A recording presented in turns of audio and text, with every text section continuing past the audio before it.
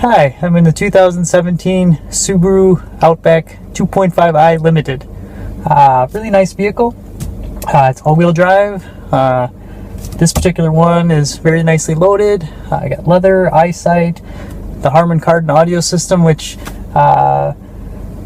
believe it or not, a lot of people think it's not worth the money. It's actually with CDs and like digital music, like uncompressed music, it's actually really nice sounding. With some stations it's a little tinny, but actually very impressed with what it is.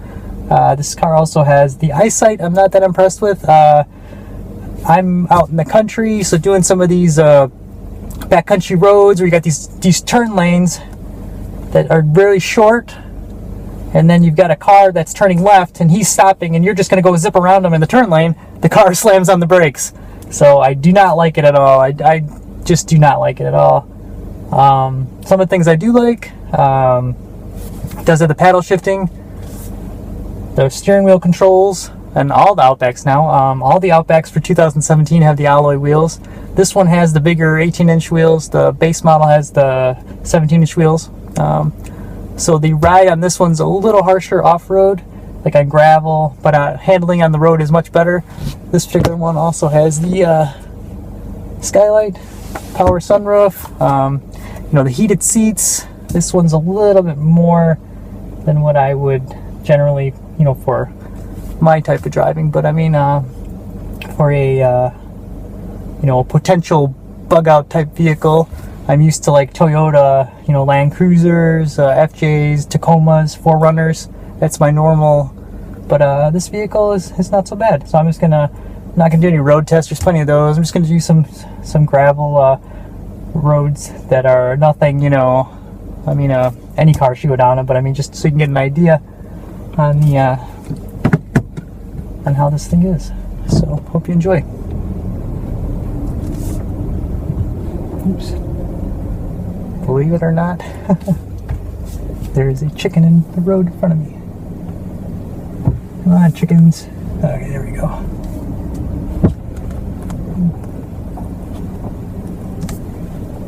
Okay. Just want to make sure I didn't clip the chicken. But you can see, I mean, there's some bumps and stuff on this road, but I mean, it's nothing, it's a nice riding car. Smooth, quiet. I'm used to, all terrains and just really rough rides, and this is actually pretty nice, smooth. Like I did say again, quiet, very comfortable. The seats are really comfortable. Everything on it I really like.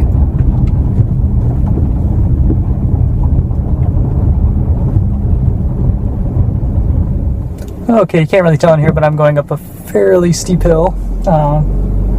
Usually on my Toyota 4x4, my tires would spin a little bit just going up this. Is with the all-terrain tires on it. Can't really get my tires to spin up this thing, so you've got just under 9 inches of ground clearance on this, which is quite nice. Like I said, I just can't get over how quiet and comfortable. It's quite nice. We're going down right now, and it's not slipping at all. Usually on a Toyota, even with my all-terrains, it's you get a little skid, little wheel slip here. This is actually pretty nice. It's a nice smooth section of some logging roads here, but there's a little. It's just comfortable.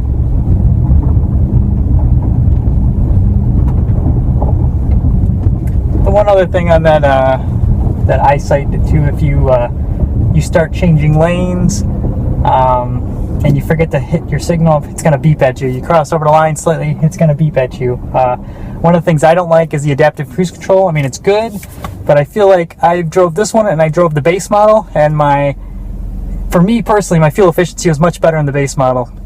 The base model, you got your cruise speed limit 35, you set your car to 35, you go over a hill, you're going downhill, the car does 36, 37, kind of coast a little, it's got some momentum. This car, you go over the hill and you feel it starts hitting the brakes, and you 35 over the hill.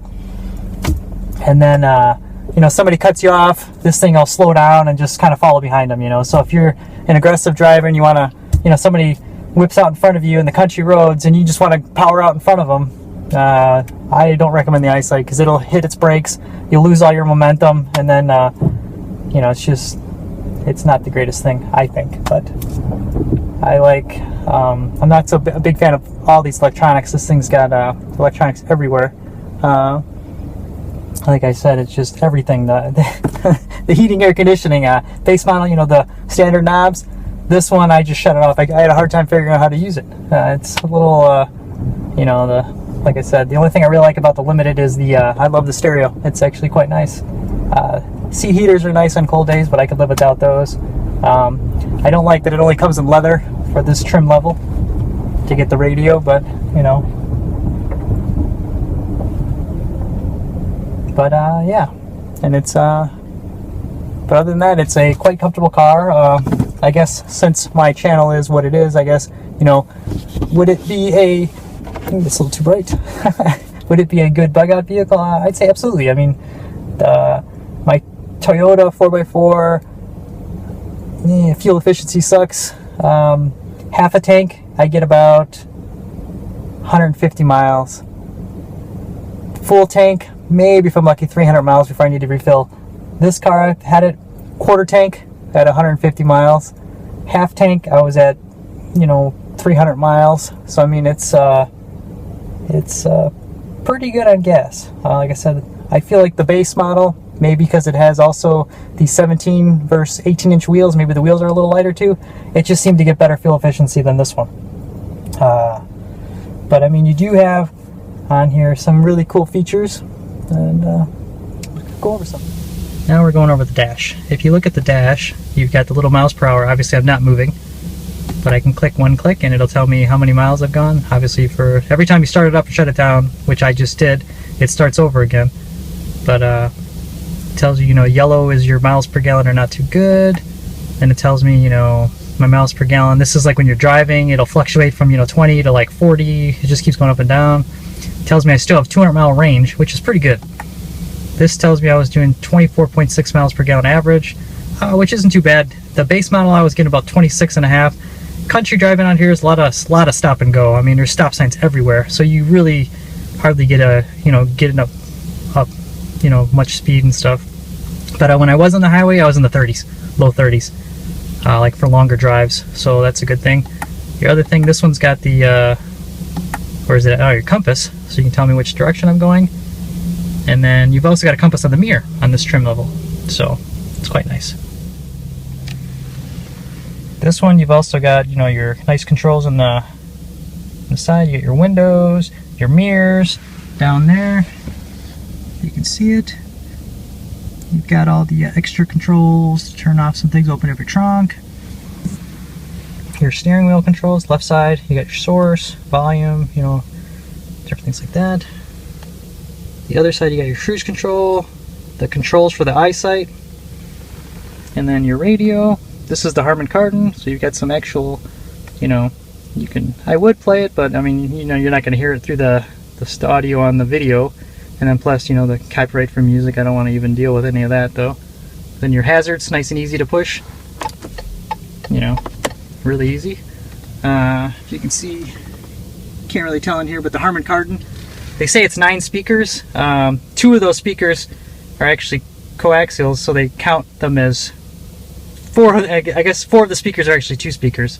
So you've got your 2 dash speakers, 2 door speakers in the front, 2 door speakers in the back, and then which are coaxials, and then a subwoofer in the back. So it's I'm trying to think what else. We've got the sunroof up here, like I said, it just opens up. You do have all the controls right there, which is quite nice. It's a nice car.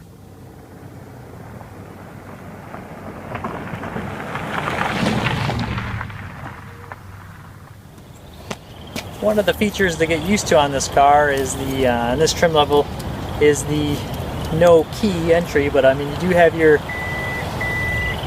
keychain if you hit it enough times.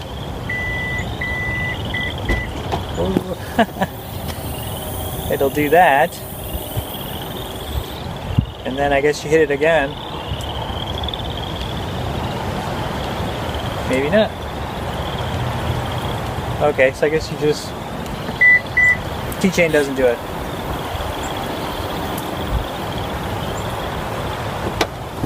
But you do get this keychain. This keychain, you actually just keep it in your pocket. It's really strange, like walking to the car, I was trying to get into the passenger door, I couldn't open it, I couldn't figure out how to open it from here. Go to the driver's side, I start reaching for the door handle and it just unlocks. So I mean, that takes a little while to get used to. And just keeping this thing in your pocket, it's kind of strange, but hey, you know, I'm not technology friendly, so maybe some of you people will really like that. I personally do not. But probably the best thing on the Outback is the storage in there. On these new trim levels, you do have some nice little features. This one's got the Harman Kardon subwoofer in the back. But some of the features that I like, you got the cargo cover. They do give you all-weather mats in the front, and they give you the fabric ones for the off-season. And then also these nifty little levers. I say I've got a bunch of, you know, loading groceries in the back, and then I've got some wood or whatever. You can grab this, and it'll, if you saw that, it'll fold down the seat. And then they do put these nice plastic trays over the back. And then you do have panel lifts up over here. You've got the nice foam with your jack, all your tools, and then underneath that is your spare tire.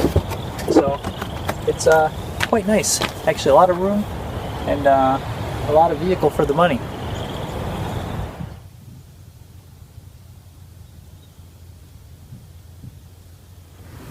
There's your very roomy back seats. One of the things that I really like in this car, if you see the back seat, you can see right there, you do have drink holders for your passengers. But the other feature that I like is right there. You've got some incline. There you go, look at that. That's how much it just inclined the back seat. So there's normal and then pulling it forward. How's that for when you got your parents in the back or whatever, or some elders? A lot of leg room. You got some climate control stuff in the back, heated seats in the back. Really nice leather, just a really nice all-around car. Quick look in here, your center console, very big. You've got this little removable tray, very deep in there. You know, you can fit a lot of stuff in there. Like I said, you got your all-weather mats. Like I said before, your Harman Kardon speaker system. This one has kind of like the nice wood trim. Very pretty car. Just a nice car.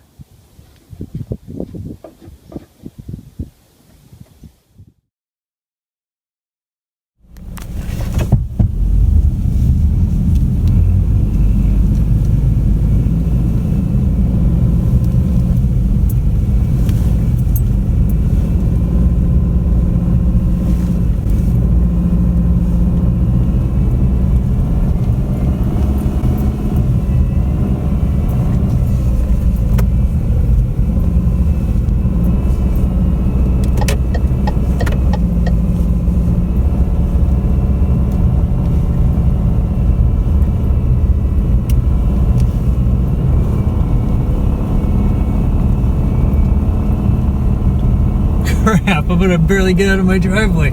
Oh shit. Shoot.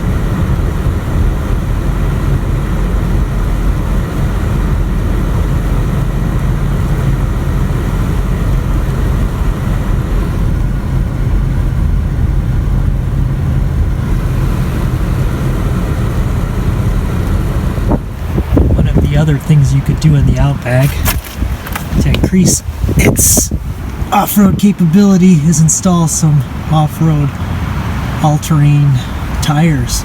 They will actually fit These tires are actually the Hankook ATMs that have the winter snowflake rating on them, and these tires have performed extremely well.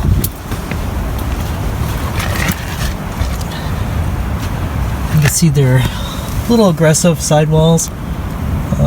Tread pattern is actually really good. They're siped for winter, for snow. They're actually a great tire. Wears really good. Highly recommended. Actually got them on our pickup truck too, but great tire. All in all, the Outback is a good vehicle for the outdoor enthusiast. If you're looking for a four-wheel drive SUV type vehicle, but still kind of like the practicality of a station wagon, gas economy included, consider the Outback. It's actually thinking of getting rid of my Toyota 4x4 and doing the Outback just for the fact